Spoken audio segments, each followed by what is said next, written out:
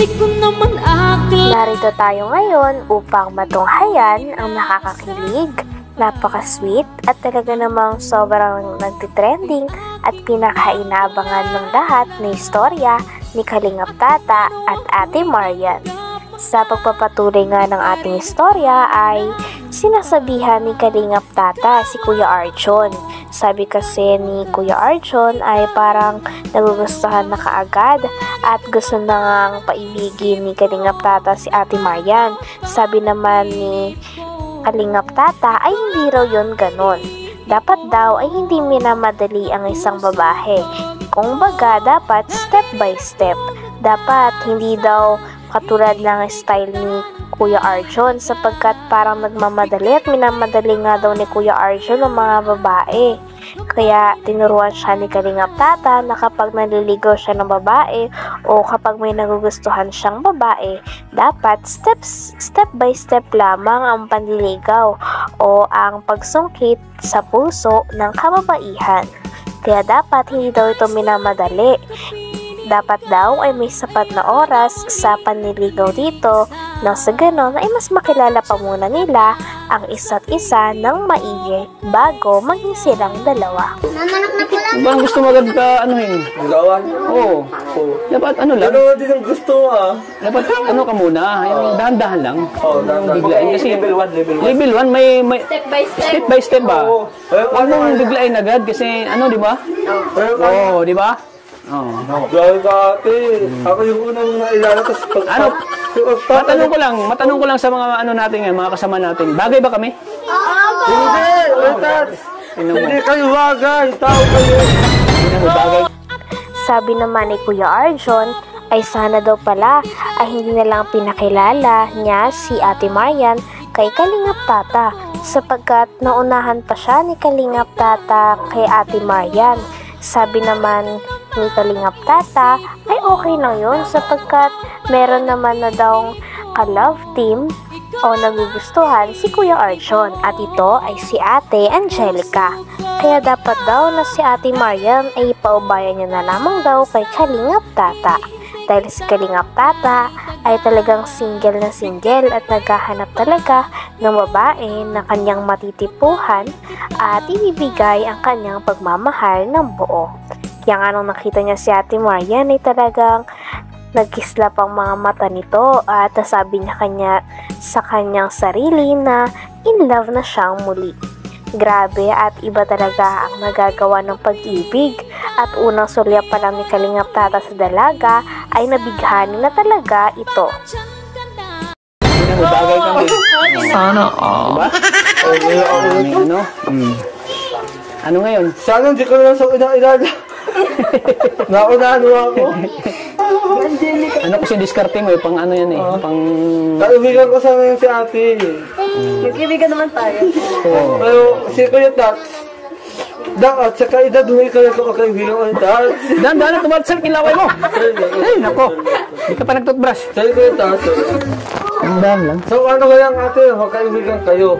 Pero ang tawag mo sa anak, Kuya Tata. Mag-uuko ka sa Ano, anak. magkuya ka sa akin o hindi? Magkukuya na lang. Ikaw talaga. Magtataasa na siya, pinipwersa mo na magkuya sa akin. Hindi kasi, kidlatan tayo. Ha? Bakit kidlatan? Kasi hindi tayo gumagalang sa isa't isa, di ba? Bakit? Oo, Bakit? Di ba? So, kasi ate, tawa yan. Okay lang yan Nag-uway kasi siya. Ha? Para mas makilala pa ni Kalingap Tata si Ate Marian ay tinatanong pa nito kung ano ang kanyang ginagawa sa buhay. Sabi naman ni Ate Marian dahil siya ay isang college student ay lagi daw siyang busy sa mga schoolworks. Sabi naman ni Kalingap Tata ay ano ang kanyang ginagawa kapag mga Sunday. Sabi naman ni Ate Marian ay kadalasan ay pahinga niya daw ito sapagkat nakakapagod nga naman mag-aral sa college. Hindi na rin daw siya nakakapagsimba sapagkat napakalayo ng simbahan sa kanila. Sabi naman ni Kalingap Tata at payo sa kanya na huwag niyang kakalimutan ang Panginoon. Sabi naman ni Ate Marian ay hindi niya naman daw ito kinakalimutan at patuloy na nagdarasal araw-araw. Nagba-Bible ka? Hindi na po dito. Ano palang relihiyon? Anong relihiyon mo? Katolik po. Katolik po. Pwede pala tayo magsimba every Sunday. Okay lang ba sa'yo? Magsimba tayo. Ano? Hindi na po ako nakakapagsimba. Kaya, tinatanggol. Lalo na po ang daming school works ngayon. Anong ginagawa mo pag Sunday pa? Pag Sunday po, pahinga naman po. Kasi sa weekend po, pagod. Tapos yung simbahan po dito ang layo. Diba? Layo pa po. Kahit na-busy ka, huwag mo kalimutan yung Panginoon kasi pag kinalimutan mo yun, lahat ng mga dreams mo, pangarap mo, Hindi naman po actually kinakalimutan. Bali nakakalimutan ng gabi. kasi yun na busy ka. Diyan ate, diyan. Dapat oo. Bakit kausap-usapay po? Grabe, yung pag nagtitigil kami sa mata, parang kinikilig. Grabe, at nasabi nga ni Kalingap Tata na talagang kinikilig pa rin daw siya sapagkat sa tuwing nagkakatitigan daw silang dalawa ni Ate Marian ay talagang kinikilig siya dahil napakaganda ng dalaga at may spark nga daw talaga siyang nadarama sa kanilang dalawa. Kaya porsigido na nga si Kalingap Tata na maka-love team si Ate Marian. Kinikilig siya. Kalitan!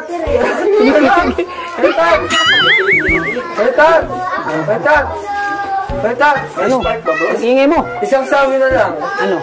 Oo, pag nakaatitikan kayo, para kayong mag-ama. Ha? Oo, para kayong mag-ama. Lagi mo ako nilalaglag. Ito yung kaibigan ko na hindi suportado sa akin, bro. Hindi, suportado ako sa kanya, pero dapat, pwede ka ng kaedad mo. Gusto mo lang kasing angkinin si Marian. Gusto mo lang kunin. Parang dyan ka na. Oo, dapat suporta ka na lang.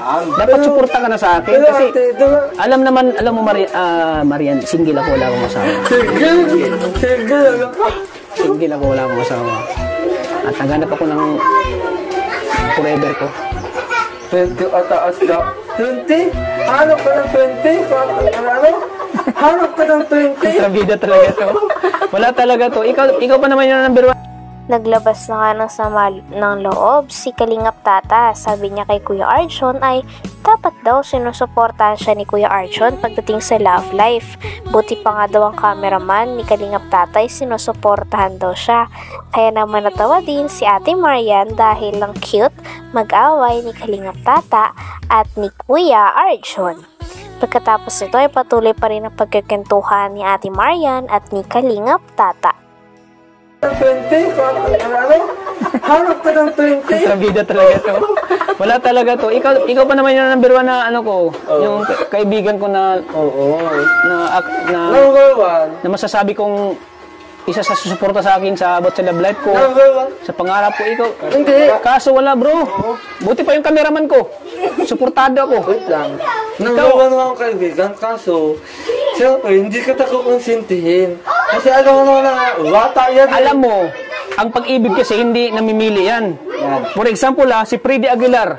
Oh. Ilang taon si Freddy Aguilar? 50. Oh. Pero yung naging asawa niya, 16. Oh, diyan mo, ang pag-ibig kasi hindi nasusukat yan sa edad. Importante kung nagmamahalan. Tama ba? Yes po. Wow. Tingnan mo. Ang pag-ibig hindi porkit matanda na yung Tanong. Ngayon, Para makasigurado na rin, itinanong na nga ni Kalingap Tata si Ate Marian na kung sakali na magkakilala sila at magkamabutihan sila ng dalaga ay may chance daw ba si Kalingap Tata. Sabi naman ni Ate Marian ay sa future pa daw yon, kaya naman hindi niya muna masasagot ngayon. may nararamdaman ano ba sa kanya natin?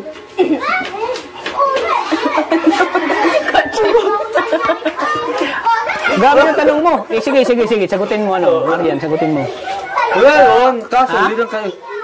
Sagutin mo. Pero pagkakaibigan lang po.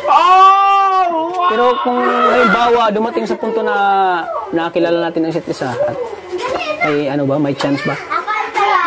Di ko po alam kasi in future no po. So, di ko po alam magiging future. Siyempre, kakilala pa lang natin Malay mo, hindi natin alam ang ikot ng mundo, di ba? Tapos, Hanggang dito na lamang muna ang ating nakakakilig, napaka-sweet at talaga namang sobrang nagtitrending na istorya ni Kalingap Tata at ni Ate Marian. Maraming salamat sa inyong panonood. Hanggang sa muli. Bye!